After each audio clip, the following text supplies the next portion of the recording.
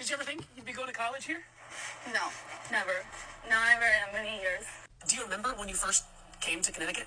Yes, I remember I was very nervous, but I know it was going to be better opportunities for me to learn.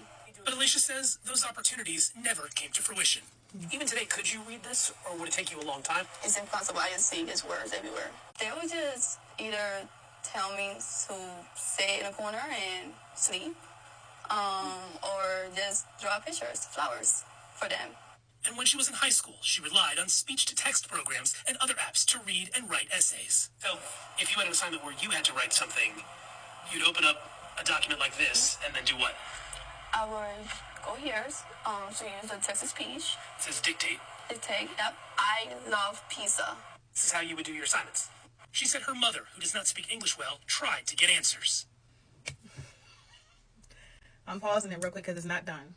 But let me tell you, baby, when it comes to the educational system, when I tell you that ESL and that ELL sector in the educational system is, I'm sorry. It is, because first of all, y'all don't have a lot of qualified teachers to be able to teach students who don't speak English is not their first language. You have a big problem with a lot of the time students being thrown in classrooms with first year teachers. And it's just like, you expect a first year teacher to really sit here, and not only are they maintaining their entire class, which is probably overpacked, right, at capacity, and then you want me to differentiate everything for this one student who literally cannot speak any type of English, but you want to put them in regular classes. Make it make sense. Make it make sense.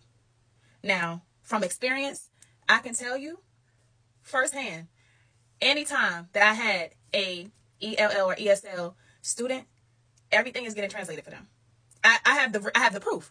I translated everything for my students. That was ESL and ELL. When it came to any of the notes, translated. When it came to any of the quizzes and tests, translated. There's going to be a lot more lawsuits coming based off of this one. Based off of this one coming out right now, wait till the word get out a little bit more. Hold on, let's continue. She advocated so much. She went to the school. The principal will promise her that they will do better. And sometimes there will be people from the district or the directors promising her that they would do better. Let me tell you one thing. These principals, the directors, they're not in the classrooms, baby. So that's all they can really say to provide some type of comfort around the situation. But the problem is these kids are getting passed on, and it's not just ESL and EIL students. The kids are getting passed on regardless. Why? Because they need them numbers to and I'm laughing because it's sad. Like, I have to laugh to keep from crying, because I need y'all to understand that your babies, a percentage of your babies, cannot read. They cannot write properly. They cannot form a simple sentence. And it almost like I'm flabbergasted that we cannot write a proper sentence in 7th and 8th grade. This is what we learn in K through 5. We learn how to write a proper sentence, one that starts with the correct punctuation, right? Oh, Alicia is suing the Hartford Board of Education and the city for negligence. I don't blame them. The suit alleges the school district documented and acknowledged Alicia's learning challenges through multiple grades, but because they were not adequately addressed, she continued to struggle academically and began exhibiting maladaptive behaviors in the classroom. Sometimes I will feel proud to be the bad child because at least I was something to them, and I wasn't invisible.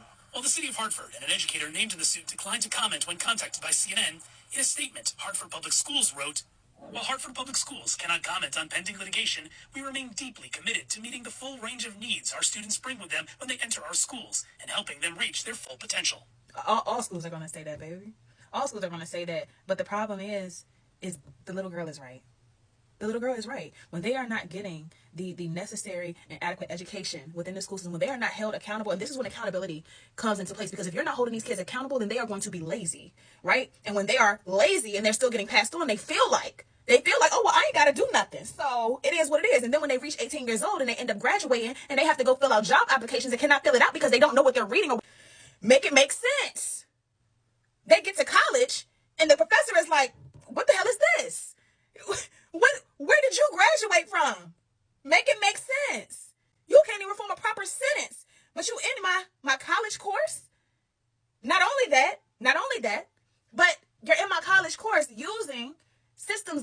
Chat GPT and copying and pasting, right? Thinking that we don't have the necessary tools to see what it is that you're doing.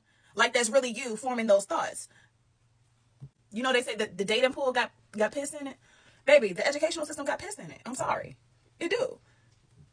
What's the dog, man? Dr. Jesse Turner is the leader of the Literacy Center at Central Connecticut State University. He feels the main issue here is inequality in public education. America should be asking a question. Do we really care about our children, all of our children? And I would argue that maybe we don't. A 2019 report from EdBuild, which promotes equity in public schools, found that majority non-white school districts get $23 billion less than districts that serve mostly white students.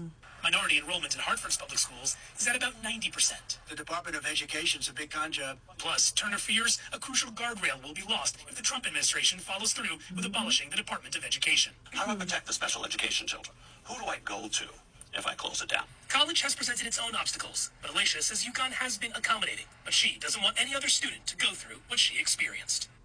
You know what?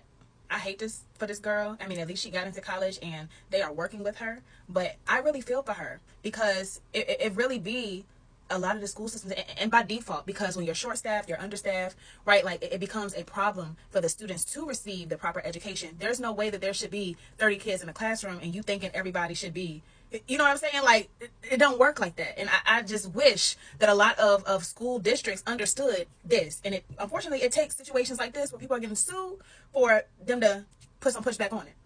I'm sorry. This is probably what needs to happen to set an example for everybody else.